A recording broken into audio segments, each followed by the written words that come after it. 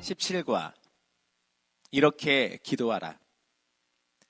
오늘의 말씀은 마태복음 6장 5절에서 15절 말씀입니다. 예수님이 생전에 가장 많이 가르치신 것은 기도에 대한 것이었습니다. 가장 많은 본을 보여주신 것도 기도하는 모습입니다. 본문은 예수님이 제자들에게 기도를 가르치신 내용입니다. 예수님의 가르침에는 어떻게 기도해야 하는지에 대한 기도의 방법과 기도하는 자의 자세, 그리고 무엇을 기도해야 하는지 내용이 담겨 있습니다. 우리가 기도드리는 대상은 하나님이지만 각 사람이 처한 환경과 문화와 풍습에 따라 기도하는 모습이 다릅니다. 그런 차이는 얼마든지 있을 수 있습니다. 그러나 중요한 것은 예수님이 가르쳐 주신 기도의 원칙을 무시하면 안 된다는 것입니다. 이 짧은 성경, 주님이 가르치신 기도를 통해 기도의 신비를 알아보겠습니다. 예수님이 가르치신 기도는 어떤 기도입니까? 첫째, 하나님이 들으시기에 합당한 기도입니다. 은밀한 중에 계신 하나님께 기도하라는 말씀은 사람을 의식하는 기도를 하지 말고 하나님께 기도하라는 것입니다. 코람데오라는 라틴어가 있습니다. 하나님 앞에서라는 뜻입니다. 이것은 기도하는 것도 모두 하나님 앞에서 하듯 하라는 것입니다. 즉, 매사 하나님을 의식하라는 것입니다. 기도할 때에 이방인과 같이 중언부언하지 말라고 했습니다.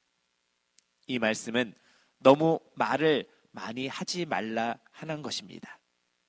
이것은 자기의 뜻을 하나님께 관철시키려는 듯한 기도를 하지 말라는 말씀이기도 합니다. 왜냐하면 인간이 하나님의 뜻을 추구하기보다 자기의 뜻을 이루려 할 때 말이 많아지기 때문입니다. 기도 중에 가장 아름다운 기도는 하나님의 마음에 합당한 기도를 드리는 것입니다. 둘째, 하나님의 뜻이 이루어지기를 구하는 기도입니다.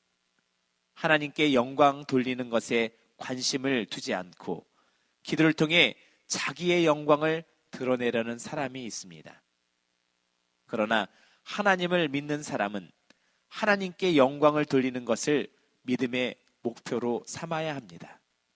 그러므로 하나님과의 영적 대화인 기도에는 겸손히 하나님만이 거룩하시고 영광스러운 분이시다라는 신앙 고백이 담아 있어야 합니다.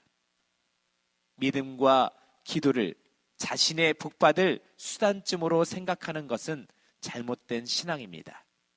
예수님이 오셔서 하신 일은 하나님 나라의 선포였습니다.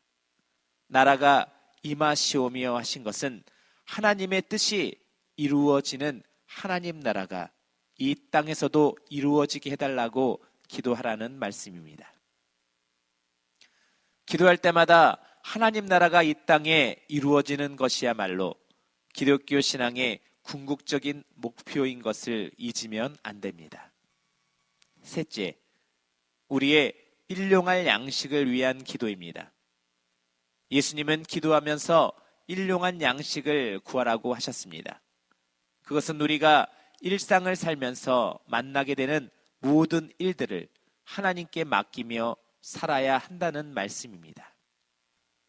하나님께 영광 돌리는 일과 하나님 나라가 땅에 세워지기를 위한 간구가 우선이지만 우리가 세상에서 먹고 사는 문제, 건강의 문제 등 모든 것을 하나님께 간구하여 하나님의 도우심을 받아 살아야 한다는 말씀입니다.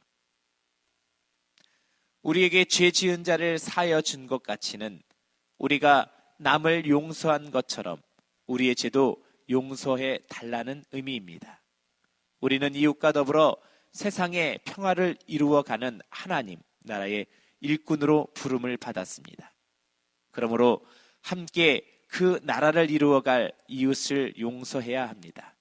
기도를 통해 먼저 해야 할 일은 우리의 기도를 드리는 것이 아니라 우리를 향하신 하나님의 말씀을 들어야 합니다.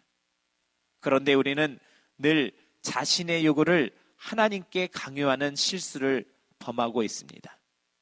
주의 기도는 예수님이 가르쳐 주신 기도의 표본입니다. 그 가르치심대로 기도하면 하나님이 들으시고 기뻐하며 응답하실 것입니다.